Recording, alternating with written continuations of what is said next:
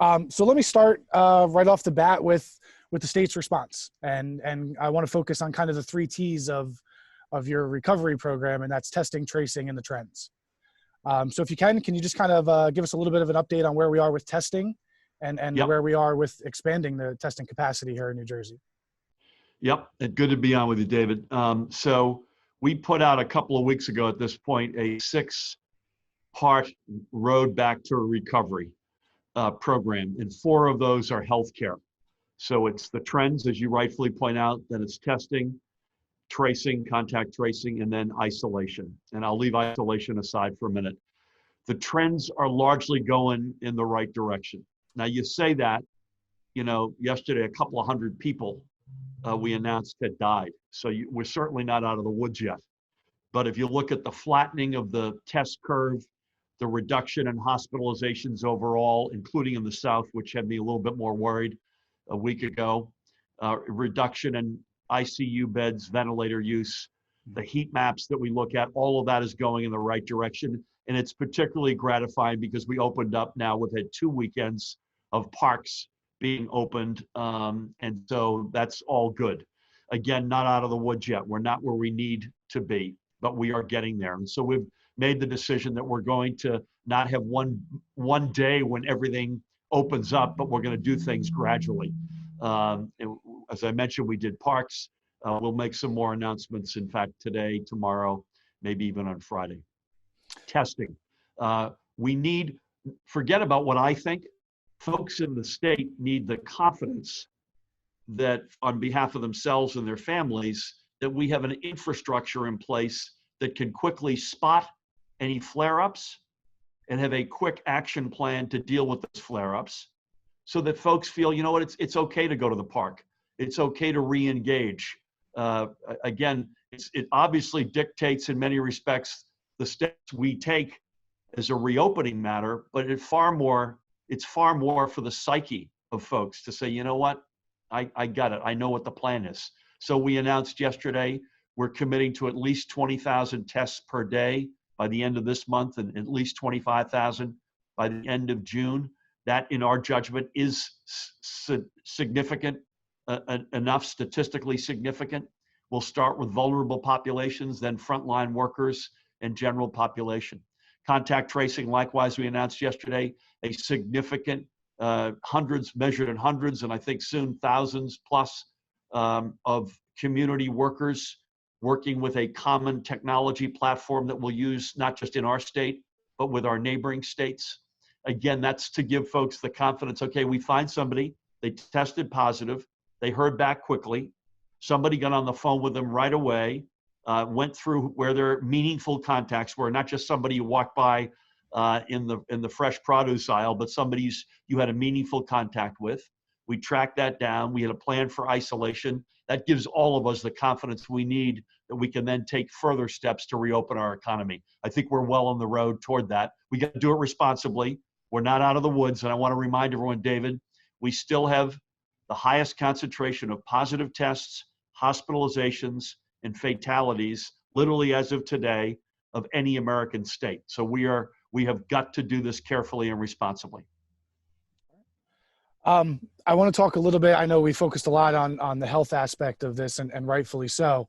But the economic impact is obviously great. And particularly here in South Jersey, things are unique down here, to say the least. Can you give us a little bit of what your administration's mindset is on how you're approaching reopening the economy, whether it's by state or statewide, or whether it's something that's more of a regional plan? And if that's the case, what's the plan for South Jersey? Yeah, it's going to be, David, almost, I don't see a scenario where things are regional. I think this is going to be done statewide, and there are a couple of buts. Number one, we've managed the healthcare aspect of this regionally, north, central, south.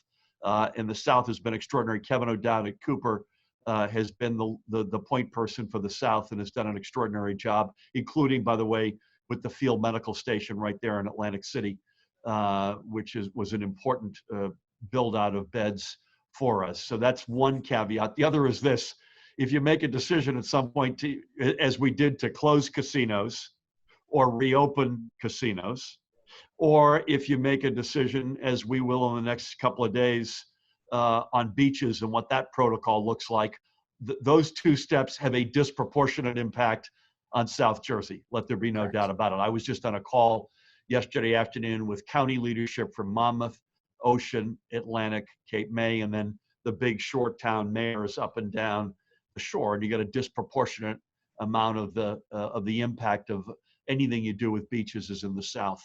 Another big South piece I mentioned would test vulnerable communities first. High on that list, migrant workers, migrant farm workers who come in, some in the north, but disproportionately, almost overwhelmingly in the southern part of the state. Getting them tested and having a plan to do whatever we need to do on tracing and isolation is a big piece of this. I would love nothing more than to get the casinos back open.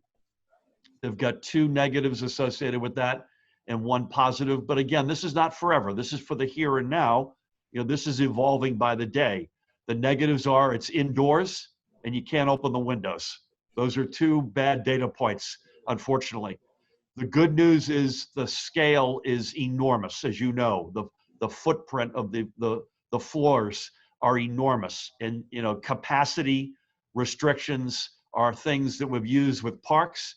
You can rest assured we'll use that with beaches. And whenever it is, when we can get toward casinos, and again, we're not remotely there yet, you can assume that capacity restrictions will be a part of that. But again, this is evolving, and folks should just keep doing what they're doing. New Jersey's done an incredible job up and down the state of staying at home and staying away from each other, better than any American state.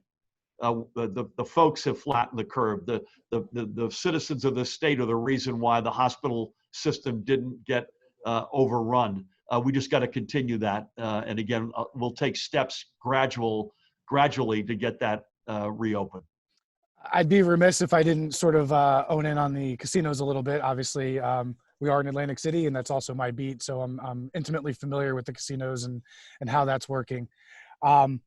Two bills were introduced last week by the Senate President and the Majority Leader to provide some financial relief to the casinos during this pandemic.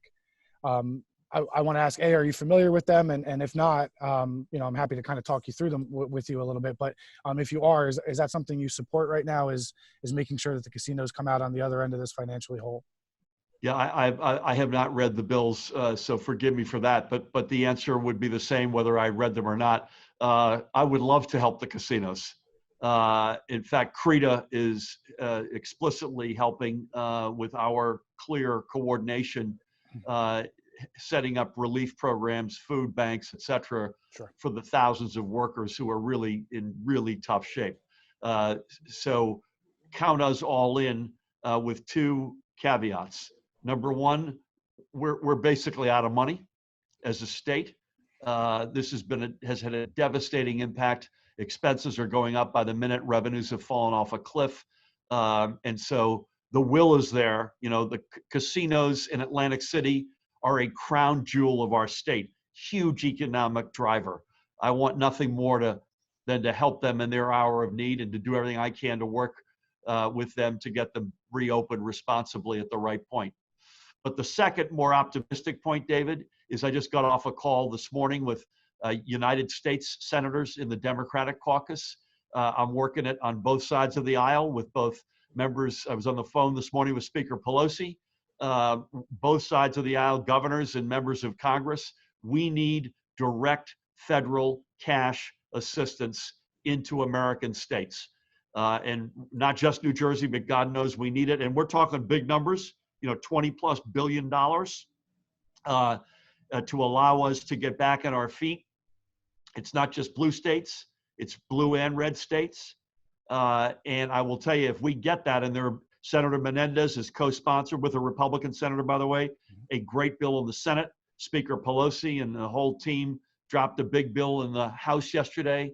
Some semblance of either of those would give us a huge ability that we don't have today to do things just as you're asking, to go directly in both to casinos and, more importantly, to the workers in those casinos, to give them a really strong, robust, full throttle relief. There's no mistaking. There's no one who can. No state has enough money to do what we need to do right now. It's the federal government and only the federal government.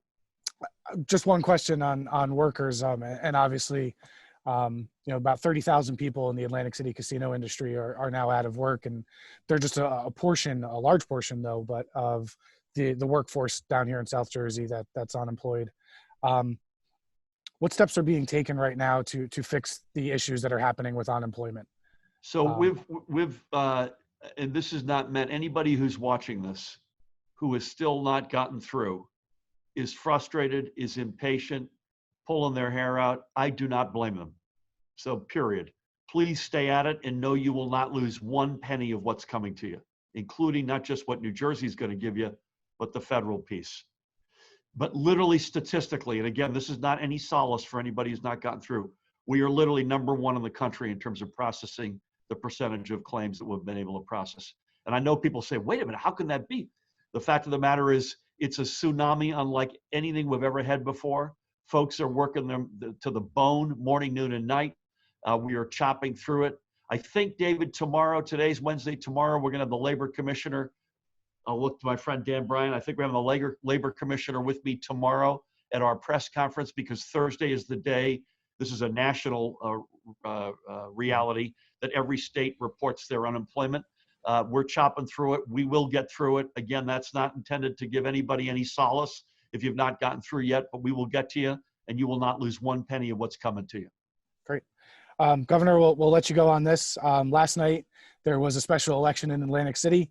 The results were pretty loud and clear. So I won't rehash what happened there. Going forward, what's the state's plan with Atlantic City? Now that we know who's going to be in place and what's going forward, you still have about a year left on the calendar of MISRA. What's the state's plan for Atlantic City? I mean, David, so we did not take sides in the election yesterday. The results are what they are. And I would have said this regardless of which model had won. We were prepared to continue to be a partner with Atlantic City, as we have been from moment one. When I campaigned, I said I'm sick and tired of these sort of communities, particularly communities of majority of communities of color and immigrants, as you have in Atlantic City, in which I think Atlantic City wears as a badge of honor, by the way. But this notion that the state would come in with a boot on their neck and sort of throw out representative government and dictate the terms, that was never going to be our style. So led by our extraordinary Lieutenant Governor Sheila Oliver, we have in the Department of Community Affairs in particular, we have worked as partners, and we will continue to do so. And we would have done that regardless of which model had won the election yesterday.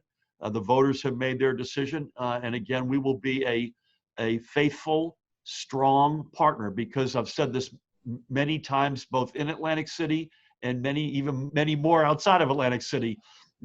As Newark, Patterson, Trenton, Camden, Atlantic City go, those are the 5 that I refer to most frequently. As they go, so goes New Jersey.